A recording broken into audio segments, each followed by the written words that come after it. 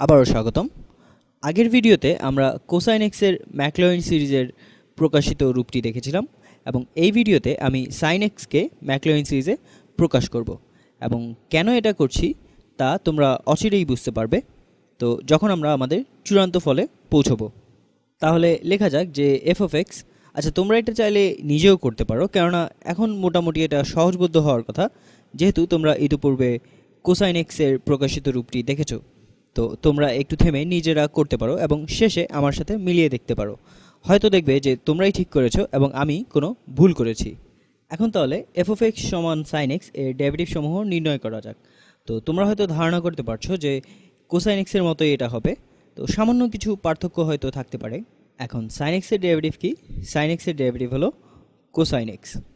এবং দ্বিতীয় ডেরিভেটিভ কি হবে? আমি এখানে শুধু এই ব্র্যাকেটে সংখ্যাটা লিখছি যে এটা কোন ডেরিভেটিভ। তো দ্বিতীয় ডেরিভেটিভ হবে এই কোসাইন এক্সের ডেরিভেটিভ, সেটা হলো নেগেটিভ সাইন এক্স। এবং তৃতীয় ডেরিভেটিভ হবে, আচ্ছা আমি এখানে এটা ব্র্যাকেট দিয়ে দিচ্ছি কারণ তুমি হয়তো আবার এটা মনে করতে পারো যে ফাংশনের পাওয়ার 3। তাহলে তৃতীয় ডেরিভেটিভ হবে নেগেটিভ কোসাইন এক্স। এখানে নেগেটিভটা আগেই ছিল এবং সাইন এক্সের ডেরিভেটিভ হলো কোসাইন এক্স। আর চতুর্থ ডেরিভেটিভ হবে শুধু সাইন এক্স, কারণ এখানে কোসাইন এক্সের ডেরিভেটিভ হলো নেগেটিভ সাইন এক্স এবং এখানে নেগেটিভ আরেকটা আগে থেকেই ছিল, তাহলে এটা নেগেটিভ নেগেটিভ হয়ে পজিটিভ হয়ে যাবে, তার মানে শুধু সাইন এক্স। এবং তারপর এটা এভাবেই চলতে থাকবে। তো পঞ্চম ডেরিভেটিভ হবে শুধু কোসাইন এক্স এবং এই চক্রটি চলতেই থাকবে। তো আমরা ডেরিভেটিভ সমূহের মান জানি, তাহলে এক্স সমান জিরোতে এই ডেরিভেটিভগুলোর মান নির্ণয় করা যাক। তো এফ অফ জিরো এটা কি হবে? এফ অফ জিরো মানে হচ্ছে সাইন জিরো, আর সাইন জিরোর মান হচ্ছে শুধু জিরো। তারপর এফ প্রাইম অফ জিরো মানে হচ্ছে কোসাইন জিরো, তো কোসাইন জিরোর মান হচ্ছে 1, তো এখানে হবে শুধু 1। এরপর দ্বিতীয় ডেরিভেটিভ যখন এক্স এর মান হচ্ছে 0, তো এটা হচ্ছে negative sine zero. Sine zero হচ্ছে 0, তার মানে এটা হবে 0। এবং তুমি হয়তো বুঝতে পারছো যে এটা কোসাইন এক্সের ম্যাকলরিন ধারার সাথে কিছু মিল আছে। তো তৃতীয় ডেরিভেটিভ যখন এক্স এর মান 0, কোসাইন এক্স হচ্ছে 1, তাহলে এখানে হবে -1। এবং চতুর্থ ডেরিভেটিভ তুমি ইতিমধ্যেই জানো যে এটা হবে শুধু 0। এবং তারপর এই চক্রটা চলতে থাকবে যে পঞ্চম ডেরিভেটিভ এখানে এটা হবে সমান 1। সুতরাং আমরা প্রথমে 0 পেলাম, তারপর 1, তারপর 0, তারপর -1, তারপর 0, তারপর আবার 1।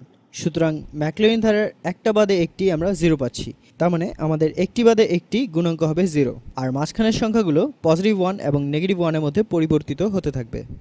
এখন তাহলে এই সাইন এক্সের ম্যাকলরিন সিরিজ কী হবে, অর্থাৎ ম্যাকলরিন সিরিজ দিয়ে যদি আমরা এটাকে প্রকাশ করি তাহলে এটা কি হবে? তো সাইন এক্স হবে, দেখো আমি কিন্তু এখনও এটা প্রমাণ করিনি যে সাইন এক্স, কস এক্স বা ই পাওয়ার এক্স এর ম্যাকলরিন ধারা পুরো ডোমেইন জুড়ে এটা সকল ফাংশনের সমান। হয়তো পরে এক সময় দেখাবো। সত্যি বলতে কি, আসলে আমি এটা নিয়ে চিন্তা করছি এবং সঠিক কোনো সমাধানে এখনও পৌঁছতে পারিনি। কিন্তু তোমরা যদি এটা পরীক্ষা করে দেখো তাহলে দেখবে যে এটা আসলে সত্যি মনে হয়। তুমি শুধু আমার কথা শুনে এটা মেনে নিও না, আমি প্রমাণটি এটা দেখাবো। আপাতত তোমরা ধরে নাও যে ম্যাকলরিন ধারা এক্স সমান 0তে এই ফাংশনটিকে অনুমান করে না, কিন্তু যদি তুমি অসীম ধরে নাও তবে তা ফাংশনটির সমান হয়। তাহলে সাইন অফ এক্স এর এই ম্যাকলরিনের ধারা হবে প্রথমে এফ অফ 0, যার মান হচ্ছে 0, তার মানে এই পদটি হবে 0, এবং যোগ এফ প্রাইম অর্থাৎ প্রথম ফ্যাক্টরিয়াল, তো এটা হবে 1 গুণ এক্স পাওয়ার 1 ভাগ এটা হবে 1 ফ্যাক্টরিয়াল, তার মানে এটা শুধু 1। এবং তারপর আমাদের আছে শুধু 0, এবং তারপরে আমাদের আছে বিয়োগ, এটা হচ্ছে তৃতীয় ডেরিভেটিভ, তার মানে এখানে হবে বিয়োগ 1 গুণ এক্স পাওয়ার 3 ভাগ 3 ফ্যাক্টরিয়াল, তারপর আমাদের 0, এবং তারপর আমাদের আছে যোগ 1, এবং এটা হলো পঞ্চম ডেরিভেটিভ, তাহলে এক্স পাওয়ার 5 ভাগ 5 ফ্যাক্টরিয়াল, এবং এভাবে যেতে থাকবে। তা আমার মনে হয় তুমি এটা ধরতে পেরেছো। তাহলে সাইন এক্স সমান হচ্ছে প্রথমে এটা 0, এবং তারপরে এক্স পাওয়ার 1 মানে এক্স ভাগ 1 ফ্যাক্টরিয়াল, তার মানে এটা শুধু এক্সই থাকবে, বিয়োগ এক্স পাওয়ার 3 ভাগ 3 ফ্যাক্টরিয়াল, যোগ এক্স পাওয়ার 5 ভাগ 5 ফ্যাক্টরিয়াল, আশা করি এখন তুমি এটা বুঝতে পেরেছো। তো এটা হবে শুধু বেজোড় সংখ্যার এই ধারা। তো এখন আমরা লিখতে পারি যে বিয়োগ এক্স পাওয়ার 7 ভাগ 7 ফ্যাক্টরিয়াল যোগ এক্স পাওয়ার 9 ভাগ 9 ফ্যাক্টরিয়াল বিয়োগ এক্স পাওয়ার 11 ভাগ 11 ফ্যাক্টরিয়াল। তাহলে আমি আশা করি যে তোমরা ব্যাপারটি ধরতে পেরেছো। তো আমরা শুধু এক্স এর পাওয়ার নিচ্ছি সব বেজোড় সংখ্যার জন্য, এবং সিগমার চিহ্ন ব্যবহার করলে এটা হবে, আসলে আমার মনে হয় যে এই সিগমার চিহ্নটা ব্যবহার করলে এটা বেশি ঝামেলা তৈরি করে। এখন আমরা চাই যে প্রতিটি রাশি একবার ধনাত্মক হবে একবার ঋণাত্মক হবে। তো আমরা এটা লিখতে পারি যে -1 পাওয়ার n যোগ 1। তো আমরা দেখি যে এটা আসলে ঠিক আছে কিনা। আমার প্রথম পদটি হবে, ও না না, এখানে পাওয়ার হবে 2n। আমার মনে হয় আসলে আমি আগের ভিডিওতেও ঠিক একই ভুল করেছি, এখানে আমার 2n নেওয়া উচিত ছিল। আমি সেই ভুলের জন্য দুঃখিত।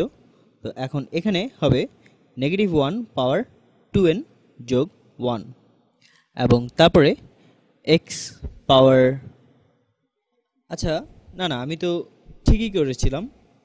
তো এখানে এটা আবার লিখি, আমার আসলে জিরোর পদগুলি ধরা হয়নি।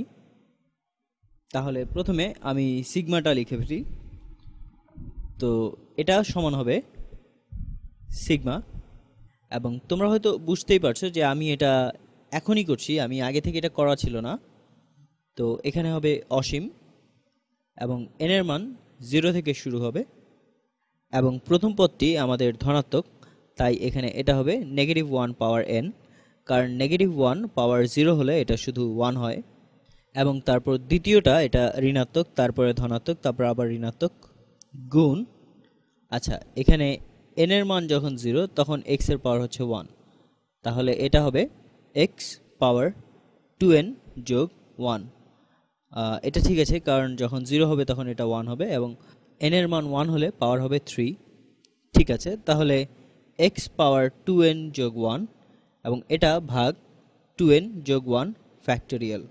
তাহলে এখানে এই ধারাগুলি লিখে রাখলে আরও সুবিধা হয়।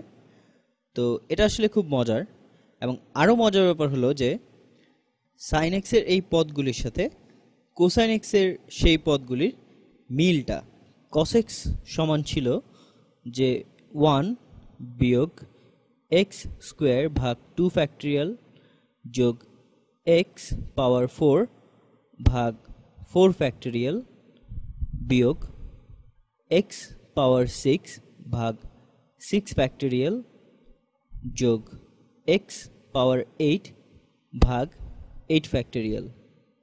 এদেরকে একে অপরের বিপরীত বলা যায়, কারণ এখানে কোসাইন এক্সের বেলায় সকল জোড় পাওয়ার আছে এবং জোড় ফ্যাক্টোরিয়াল আছে, আর অন্যদিকে সাইনের ক্ষেত্রে আমাদের সব বেজোড় ফ্যাক্টোরিয়াল এবং বেজোড় সূচক আছে।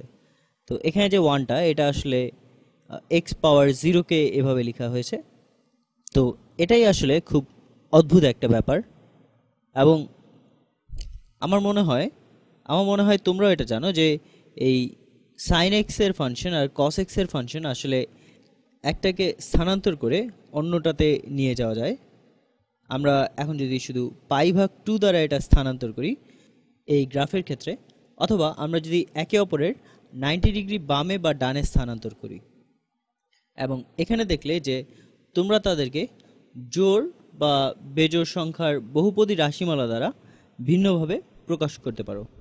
তো এটা ভালোভাবে এখন না বুঝলেও চলবে। তো তোমরা শুধু এটা যে ধরতে পারো যে কেন এটা দরকার। তো পরের ভিডিওতে দেখা হবে।